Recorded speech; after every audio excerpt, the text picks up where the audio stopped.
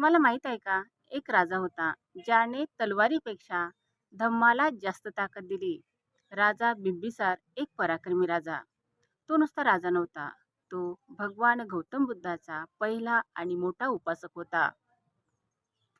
ज्यावेळेस सिद्धार्थ गौतम बुद्धाने परिवर्चा घेतली, त्यावेळेस बिंबिसार राजाने त्यांना आपले अर्धराज्य देऊ केले, की त्यांनी परिवर्जा सोडावी आणि राजपद स्वीकारावे. परंतु सिद्धार्थ गौतमाने तसे केले नाही. त्याने सिद्धार्थ गौतमाला विनंती केली की ज्यावेळेस त्यांना ज्ञानप्राप्ती होईल, त्यांनी राजगृहास येऊन बिंबिसार राजाचा आपला शिष्य म्हणून स्वीकार करावा.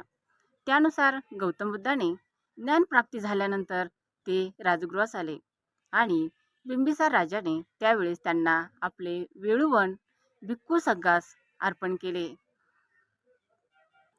राजगृहातील वेळुवनात भगवंतांनी 24 वेळा भेटी दिल्या.